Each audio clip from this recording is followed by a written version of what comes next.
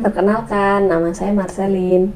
Hari ini kita akan bahas tentang bagaimana menggunakan bahasa Indonesia yang baik dan benar sesuai EYD edisi 5. Hal ini mencakup tentang apa itu EYD, kenapa penting, dan tentu saja contoh penggunaannya. Yuk kita mulai.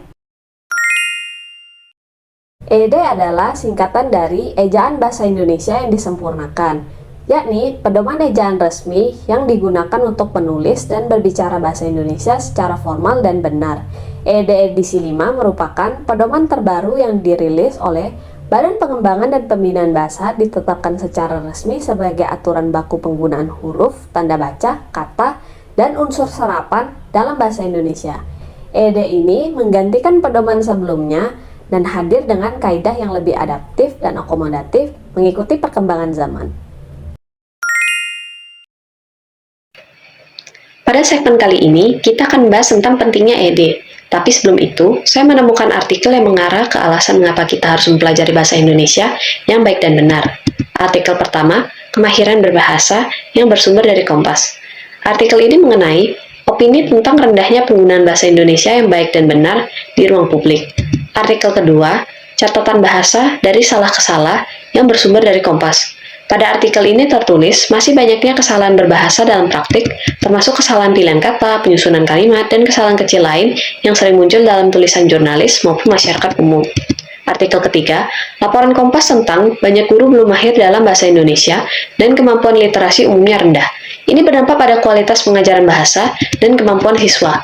Nah, jadi, menggunakan bahasa Indonesia yang baik dan benar penting agar komunikasi kita, baik lisan maupun tulisan, jelas, efektif, dan dapat dipahami banyak orang. Dengan EYD, kita tahu bagaimana menulis huruf kapital dengan benar, menggunakan tanda baca yang tepat, menulis kata baku sesuai kaidah, dan meminimalkan salah kata dalam penulisan. Tanpa pedoman baku seperti EYD, tulisan bisa salah makna, tidak efektif, atau bahkan sulit dipahami. Sekarang kita akan lihat contoh penggunaan bahasa Indonesia yang baik dan benar berdasarkan pedoman EYD. Huruf kapital digunakan untuk awal kalimat, nama orang, nama bahasa dan bangsa, nama hari, nama bulan, hari raya, nama tempat dan lembaga resmi, serta sapaan kehormatan jika menggantikan nama. Contoh benar. Contoh pertama, saya belajar bahasa Indonesia.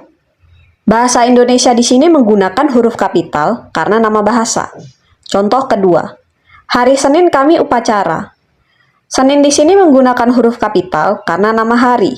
Contoh ketiga, terima kasih Ibu. Ibu di sini menggunakan huruf kapital karena sapaan. Contoh salah, contoh di bawah ini salah karena tidak menggunakan huruf kapital. Jadi, huruf kapital membuat tulisan terlihat rapi dan menunjukkan nama atau hal yang bersifat khusus. Tanda titik digunakan untuk akhir kalimat pernyataan, singkatan gelar dan kata tertentu, serta penulisan waktu, jam, dan menit. Contoh benar. Contoh pertama, bahasa Indonesia adalah bahasa persatuan. Akhir kalimat menggunakan tanda baca titik. Contoh kedua, ia lulus sebagai sarjana pendidikan. SPD pada sarjana pendidikan merupakan singkatan gelar. Contoh ketiga, acara dimulai pukul 8.30. 8.30 di sini dipisahkan oleh titik karena penulisan jam. Contoh yang salah, contoh di bawah ini salah karena tidak menggunakan tanda baca titik pada semestinya. Jadi, tanda titik membantu menegaskan bahwa sebuah pernyataan sudah selesai. Tanda koma digunakan untuk memisahkan unsur perincian, serta memisahkan anak kalimat dan induk kalimat.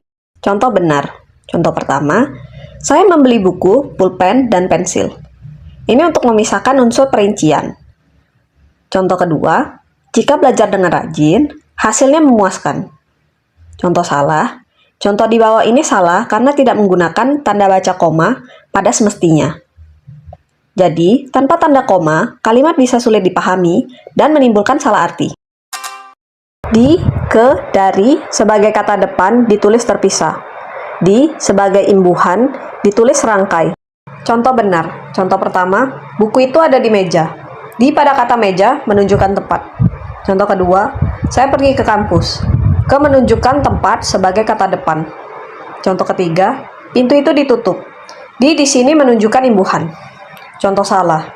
Contoh di bawah ini salah karena tidak menggunakan aturan di, ke, dari yang sesuai. Di bawah ini merupakan contoh kata baku sesuai KBBI dan juga contoh kata baku yang salah tapi sering digunakan. Aturan penulisan singkatan dan akronim. Singkatan nama lembaga ditulis dengan huruf kapital.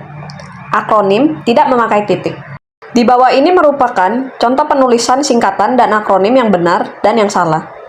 Dalam EYD edisi 5, titik tidak digunakan pada singkatan lembaga. Aturan penulisan angka dan bilangan. Bilangan kecil dalam kalimat umum ditulis menggunakan huruf, sedangkan bilangan besar atau teknis ditulis menggunakan angka. Contoh benar. Contoh pertama, ia memiliki 2 saudara. Ditulis menggunakan huruf karena bilangan kecil. Contoh kedua, peserta berjumlah 120 orang. Ditulis menggunakan angka karena bilangan besar. Contoh salah. Contoh di bawah salah karena penulisan angka dan bilangan tidak sesuai aturan. Jadi, penulisan angka yang tepat membuat tulisan lebih rapi dan profesional. Kalimat efektif harus singkat, jelas, dan tidak bertele-tele. Perhatikan contoh benar dan salah pada kalimat efektif berikut. Di bawah ini merupakan contoh bahasa baku dan bahasa tidak baku. Bahasa tidak baku boleh dipakai saat santai, tetapi tidak tepat untuk tulisan akademik atau resmi. Dengan memahami contoh-contoh ini, kita bisa lebih mudah menerapkan bahasa Indonesia yang baik dan benar sesuai EYD edisi 5 dalam kehidupan sehari-hari. Nah, itu dia pembahasan singkat tentang penggunaan bahasa Indonesia yang baik dan benar menurut EYD edisi 5. Semoga bermanfaat.